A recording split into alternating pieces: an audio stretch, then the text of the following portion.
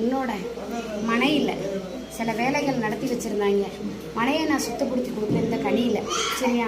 இந்த கனி அந்த மனையில் நாளாக சுற்றி வெட்டி வீசிட்டு, சிகப்பு தடவி நாளாக வெட்டி வீசிட்டு, ஒரு ஆணை கூட்டிகிட்டு போய் தான் அந்த இடத்துல செய்யணும். யாரை வேணுமோ கூட்டிகிட்டு போய் செய்யலாம். சரியா? நாளாக வெட்டி வீசிட்டு அந்த இடத்துல ஒரு கற்பூரம் பற்ற வச்சு விட்டுக்கா தாய். சரியா? பற்ற வச்சுட்டு வந்துட்டு, உனக்கு இந்த வருஷத்தில் இந்த குடும்பத்துக்குள்ளார ஒரு நல்லது நடக்கிறதுக்குள்ளான வழி வருது. சரியா? அந்த வழியை பிடிச்சிக்கிட்டா நல்லது. இல்லை அந்த வழிக்கு உண்டானது. ஆனால் வீட்டில் பெரியவங்களுக்கு பொறுத்தவங்களுக்கு உடல் நிலை படுக்கிறதுக்கு உண்டான கண்டிஷன் வருது உங்களோட நினப்புலையே. சரியா? அவங்கள சரி பண்ணி கொண்டு வந்து வச்சு கொடுக்கறது உங்களோட கையில தான் இருக்குது. சரியா?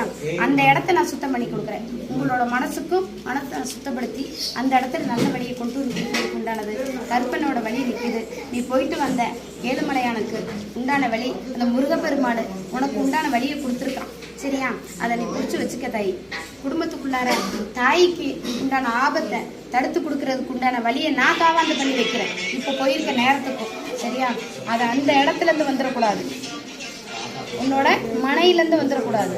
மனைக்கு உண்டானதை நான் வெட்டி வீசி கொடுக்குறேன். ஆபத்தில் உசுருக்காவாம் அந்த இடத்துலேருந்து போன ஒரு பொண்ணு தான் உசுரை இருந்து நிற்கிது. சரியா? அதனால் நான் சொல்கிறேன், அந்த இடத்துல நான் காவாந்து பண்ணி அந்த இடத்துல இருக்க அந்த சர்பத்தை நான் வெளியேற்றி கொடுத்துருக்கேன். சரியா? இந்த இடத்துல இருக்க சர்பத்தை நான் வெளியேற்றி கொடுத்துட்டேன். அந்த இடத்துல இருக்கு அந்த இடத்துல வச்சிருக்க பொருளை நான் இந்த பொருளை நான் சரி பண்ணி கொடுக்குறேன். நாளைக்கு அந்த இடத்துல வெட்டி வீசி. சரியா?